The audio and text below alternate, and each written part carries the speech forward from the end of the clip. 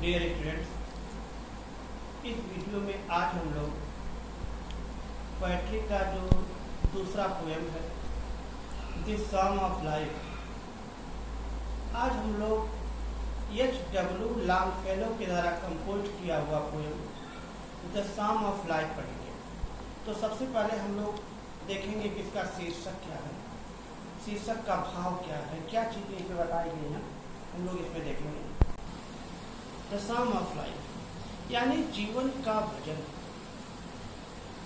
जीवन का भजन, या ये कहा जा सकता है कि जीवन का स्तुतिगान, भजन या स्तुतिगान।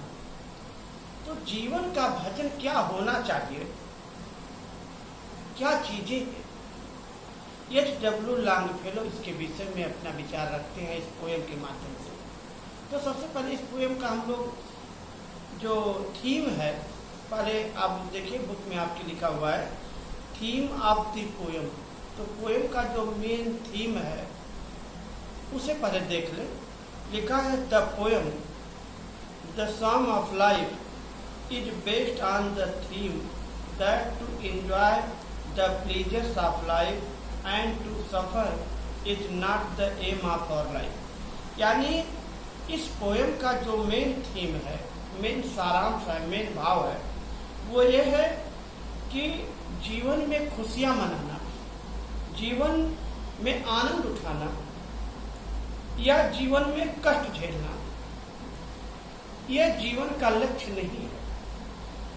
कब का मानना है कि केवल खुशी मनाना, केवल आनंद में ही जीवन व्यतीत कर देना, या केवल हमेशा दुख में या कष्ट में ही जीवन व्यतीत करना, यह जीवन का लक्ष्य नहीं है, यह जीवन का उद्देश्य नहीं है। यानी जीवन का उद्देश्य केवल सुख या दुख ही नहीं है कि आप सुख दुख झेलते हुए अपने जीवन को पार करिए, नहीं। कब का मानना है but to achieve success after success, जीवन का लक्ष्य है सफलता प्राप्त करना, एक से एक उच्च सफल शिखर को छूना, सफलता दर सफलता प्राप्त करना, एक के बाद दूसरी सफलता प्राप्त करना ही जीवन का लक्ष्य है। तो लिखा गया but to achieve success after success is the aim of our life. यानी हमारे जीवन का लक्ष्य सफलता प्राप्त करना है, केवल दुख सुख में समय काट देना नहीं है। जीवन में केवल अपने दुख को सोचना, अपने या आनंद में हो तो आनंद के विषय में सोचना और इसमें टाइम गुजार देना, ये कब का मानना है कि ये जीवन का लक्ष्य नहीं है। तो इस प्रकार से हम लोग देखें कि इस पोएम की लाइनों में क्या लिखा गया है, क्या है इस पोएम में। हम लोग जरा इस पोएम की लाइनों के माध्यम से देखें कि जीवन के विषय में कवि का मानना क्या है, कवि क्या मानता है जीवन को, कि जीवन कैसा। क्योंकि जीवन की तमाम परिभाषाएं दी गई हैं, लेकिन कवि के अनुसार जीवन की, वास्तविक जीवन की जो परिभाषा वो है क्या चीज। लिखा है life is real, life is earnest, life is real. कवि कहता है जीवन वास्तविक है। यानी अगर कोई ये कहे कि लाइफ इज ए ड्रीम तो कवि कहता है बिल्कुल गलत है। नहीं, कवि का मानना है यह जीवन स्वप्न नहीं है, बल्कि जीवन रियल है, वास्तविक है। लाइफ इज रियल, जीवन वास्तविक है। लाइफ इज अर्नेस्ट, जीवन गंभीर है, जीवन एक गंभीर सच्चाई है, जीवन एक वास्तविकता है, जीवन एक गंभीरता है, जीवन एक वास्तविकता, वास्तविक और गंभीरता से भरा हुआ भाव है।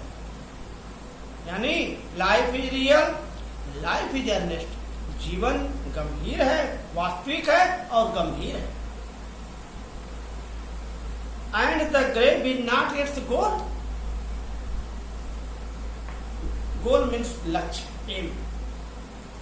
एंड द ग्रेव यानी कब्र, और कब्र ही इस जीवन का लक्ष्य नहीं है। अक्सर लोग ये मानते हैं कि ये अंत में जीवन, अंत में आदमी को कब्र में ही जाना है, अंत में जीवन में यानी उसे जो है मर जाना है, कब्र में ही जाना है। कब कहता no, and the grave is not its goal, लेकिन जीवन का लक्ष्य, जीवन का उद्देश्य कब्र ही नहीं है, कब्र में जाना यानी मर जाना ही जीवन का उद्देश्य या लक्ष्य नहीं होना चाहिए। डस्ट डाउ आर टू डस्ट रिटर्न, यानी डस्ट डाउ आर टू डस्ट रिटर्न, यानी मिट्टी से बनी हुई शरीर मिट्टी में चली जाए। जो लोग मानते हैं मिट्टी की शरीर है तो मिट्टी में ही चली जाएगी। Was not spoken of the soul, वो आत्मा के लिए नहीं कहा गया है, क्योंकि शरीर के दो महत्वपूर्ण पार्ट, एक शरीर एक आत्मा। कब कहता है कि धूल में मिलना, मिट्टी में मिलना, ये शरीर के लिए कहा गया है, आत्मा के लिए नहीं। Was not spoken of the soul, ये आत्मा के लिए नहीं बोला गया है। आत्मा कभी मिट्टी में नहीं मिलती है, इसलिए आत्मा तो अजर अमर है, उसका अंत कभी नहीं होता है, उसकी मृत्यु कभी नहीं होती है। ये शरीर मरती रहती है। तो कब का मानना है, इसलिए हमें परेशान नहीं होना चाहिए। हमें केवल ये सोच करके कि मिट्टी की शरीर है, मिट्टी में चली जाएगी, हमारे जीवन का लक्ष्य क्या है, क्या लक्ष्य बनाया जाए, क्या न बनाया जाए, जब अंत में ग्रेव में ही जाना है। नो, ग्रेव इस जीवन का लक्ष्य नहीं है, और ये भी नहीं है कि हम यानी मिट्टी से बनी हुई शरीर मिट्टी में जाती है। आत्मा के लिए ऐसी बात नहीं कही गई है। एक बार पुनः इसे देखते हैं। Life is real, life is earnest, जीवन वास्तविक है, जीवन गंभीर है, गंभीर सच्चाई है। And the grave is not its goal, और कब्र ही इसका लक्ष्य नहीं है। Dust downward to dust return, यानी मिट्टी की बनी हुई शरीर मिट्टी में चली जाती है। Was not spoken of the soul, वो आत्मा के लिए नहीं कहा गया है, यानी आत्मा कभी मिट्टी में नहीं जाती है, आत्मा कोई मरती नहीं है। तो हमें करना क्या चाहिए? नॉट एंजॉयमेंट नॉट सारो, नॉट एंजॉयमेंट एंड नॉट सारो, केवल आनंद या दुख, यानी जो आनंद है, जो खुशियां हैं, या जो गम है, जो दुख है, ये जबर डिस्टाइंड में वो हमारे भाग में पूर्व निर्धारित नहीं होती है। यानी दुख और सुख पहले से भाग में लिखा हुआ नहीं है कि भाग्य में सब कुछ लिखा है कि दुख आएगा कि सुख। कब का ऐसा मानना नहीं को भाग्य में कुछ नहीं लिखा रहता है। जैसा आप कर्म करोगे उस तरीके से भाग का निर्माण होता है। बट टू एक्ट, भाग के भरोसे कब कहता मत बैठिए, केवल काम करो, कर्म करो। जैसे गीता में भी भगवान कृष्ण ने तो यही कहा है, कर्मण्येवाधिकार मा फलेषु कदाचन। किस तरीके से कर्म की प्रधानता का वर्णन गीता में भी है, किस तरीके से कर्म करने के लिए प्रेरित किया गया है।